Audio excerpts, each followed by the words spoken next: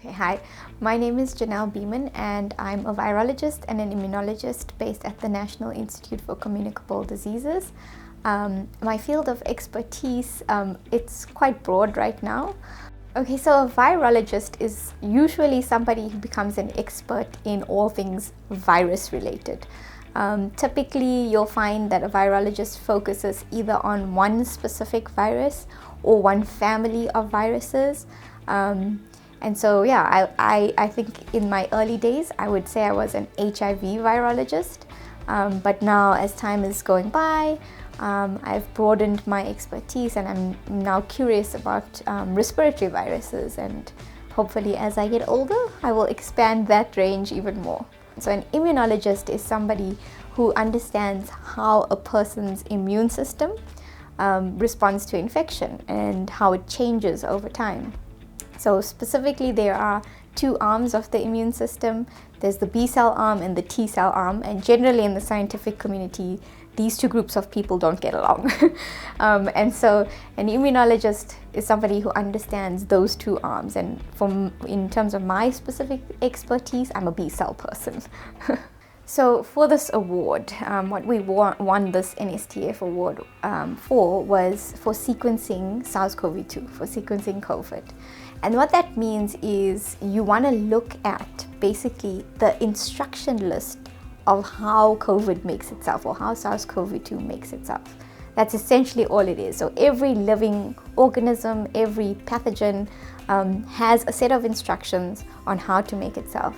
And when we say we're going to sequence this organism, we basically want to find that instruction list.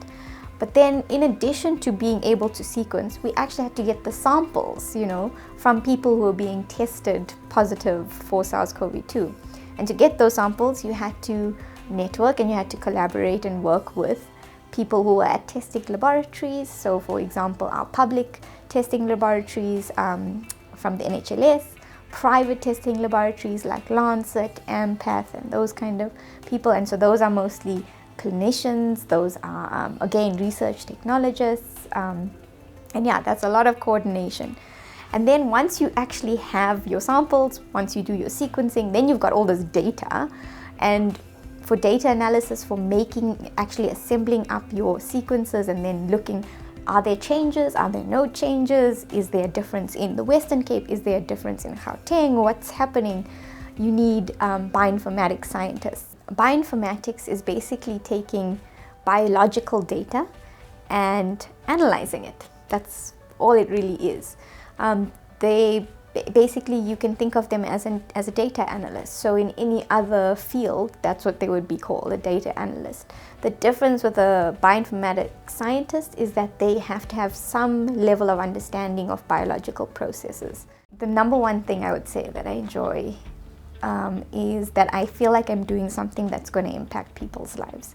I feel like I'm doing something that is not just about me, but it is also about others, and it's going to make our country a better place and maybe our world a better place. That's the number one thing I think for me that keeps me motivated. So I was born in Pietermaritzburg in KZN, and I lived there for a very short time in my life. I lived there until I was 4 years old, and then we moved up to Joburg. And then if we just speak about high school specifically, if you can believe it, I made a really crazy decision not to do science. And then halfway through grade 10, I realized, hang on, I'm going to be limiting myself if I don't choose science. There's going to be so many more opportunities that will be available to me. I buckled down. I did have support, obviously, from my family. I had to go for some extra tuition. But if you wanted, the lesson that I learned from that is that if you want to do something, it is never too late to change your mind and follow what your heart is telling you.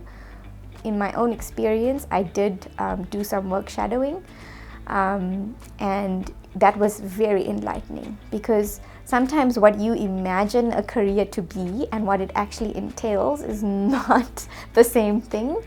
And so you have to kind of be able to know every day, day to day, I'm going to have to do this. And then you must imagine yourself doing those things. And if you can't imagine yourself doing those things, it's not the career for you. Yeah, that would be my advice.